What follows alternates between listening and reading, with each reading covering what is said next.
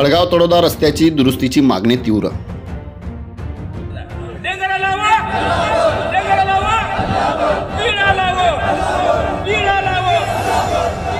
तळोदा धडगाव रस्त्यावरच्या दयनीय परिस्थितीमुळे नागरिक संतप्त झाले असून आंदोलनाचा पवित्रा घेतला आहे। रस्त्यावर बिजरी ते काकरीपाटी आणि चांदसैली या भागांमध्ये मोठमोठे खड्डे तयार झाले आहेत, ज्यामध्ये वाहनधारकांना प्रचंड त्रास सहन करावा लागत आहे। अनेक वर्षांपासून या रस्त्याची स्थिती बिकट आहे। वारंवार दुरुस्तीच्या घोषणा होऊनही परिस्थिती जैसे थे असल्याने नागरिकांचा संताप उफाळून आला आहे। यामुळेच संतप्त नागरिकांनी रास्ता रोको आंदोलन केले।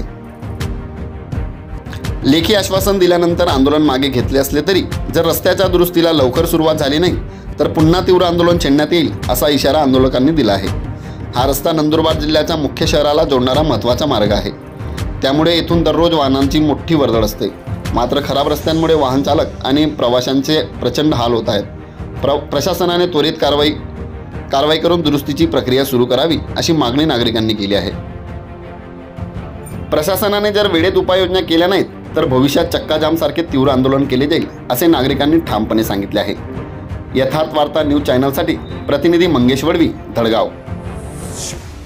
धडगाव रस्ता दिनांक 26/12/2024 रोजी रस्ता रोको आंदोलन आम्ही निवेदन दिलेलं होतं। त्याप्रमाणे आज आम्ही रस्ता रोको आंदोलन केलं आहे आणि त्या ठिकाणी तळोदा विभाग डेप्युटी साहेब वसावे साहेब आणि धडगाव विभाग डेप्युटी साहेब सांगळे साहेब या दोघांनी आम्हाला लेखी आश्वासन दिलेलं आहे की दिनांक 6/1/2025 रोजी जानेवारी महिन्यात पर्यंत सदर ठेकेदारांनी कामं केले नाही तर सदर ठेकेदारांना काळ्या लिस्टमध्ये एजन्सी टाकण्यात येईल आणि ती कामं एजन्सीला रद्द करून नव्या एजन्सीला कामं देण्यात येईल अशा पद्धतीने आम्हाला लेखी आश्वासन डेप्युटी साहेबांना दिलेलं आहे आणि त्याप्रमाणे आजचं आंदोलन आम्ही सोडत आहे।